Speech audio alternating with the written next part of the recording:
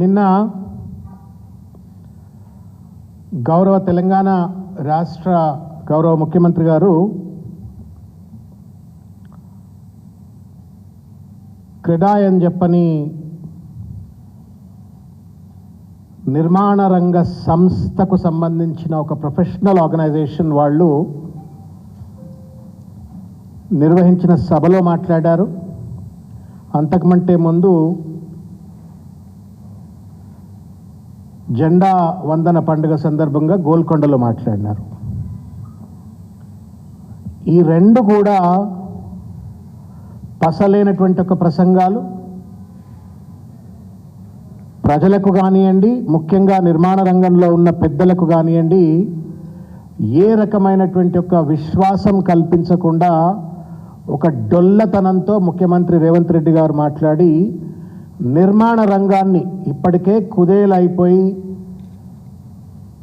చెల్లా చెదురవుతున్నటువంటి ఒక నిర్మాణ రంగంలో పనిచేస్తున్నటువంటి ఒక పెట్టుబడిదారులు కావచ్చు, దానిపై ఆధారపడేటువంటి ఒక శ్రామిక వర్గం కావచ్చు, చిన్న చితక వ్యాపారస్తులు కావచ్చు, అందరూ కూడా అతలాకుతలం అవుతున్నటువంటి ఒక తరుణంలో వాళ్ళకేమైనా స్వాంతన కలగజేస్తాడు, వాళ్ళకేమైనా విశ్వాసం కలగజేస్తాడు, వాళ్ళకేమైనా కొత్త హోప్ క్రియేట్ చేస్తాడు అని చెప్పని నమ్మినటువంటి ఒక వాళ్లకు ఆశనిపాతం లెక్క కుక్కతోకకు గుండ్రాయి కట్టినా చక్కగా కాదన్నట్టుగా రేవంత్ రెడ్డి గారి యొక్క వ్యవహార శైలి, ఆ ప్రసంగం అంతా చూసినట్టయితే ఆయనకు విజను లేదు, విజ్డమ్ లేదు, పరిపాలన అంటే ఏం తెలియదు.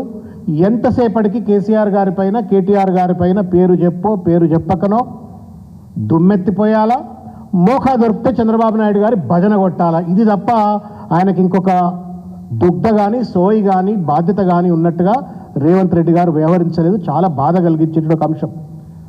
నేను దయచేసి తెలంగాణలో ఉన్నటువంటి ఒక మీడియా మిత్రులకు కానీ, 50 మంది తెలంగాణ ప్రజలకు కూడా నేను విజ్ఞప్తి చేస్తున్నా. ఆయన స్పీచ్ అంతా నిన్న వీడియో యూట్యూబ్లో అందుబాటులో ఉంది. My humble appeal to everybody, అందరికీ నేను చేతులెత్తి నమస్కారం చేసి మీడియా వాళ్లకు, డోంట్ టేక్ ఇట్ లైట్.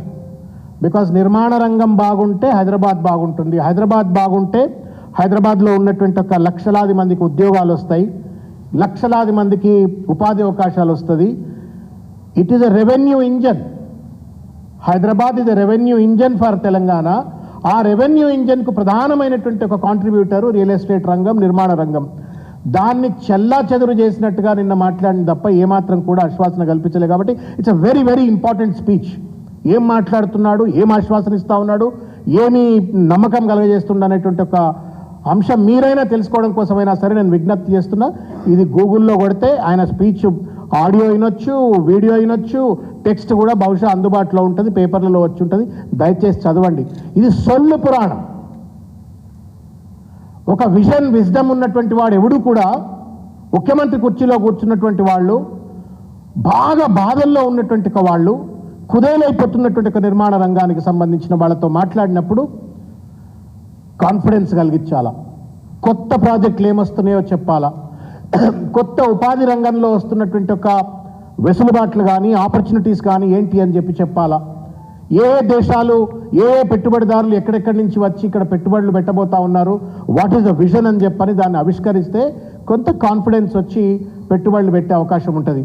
అదేమీ లేకుండా కేవలం కేసీఆర్ గారిపైన, కేటీఆర్ గారిపైన దుమ్మెత్తిపోయాలా, పరోక్షంగా ప్రత్యక్షంగా చంద్రబాబు నాయుడు గారికి భజన కొట్టాలా, గురుదక్షిణ చెల్లించుకోవాలన్నట్టుగా మాత్రమే నిన్న వ్యవహరించినటువంటి ఒక తీరును తీవ్రంగా ఖండిస్తూ ఉన్నాం.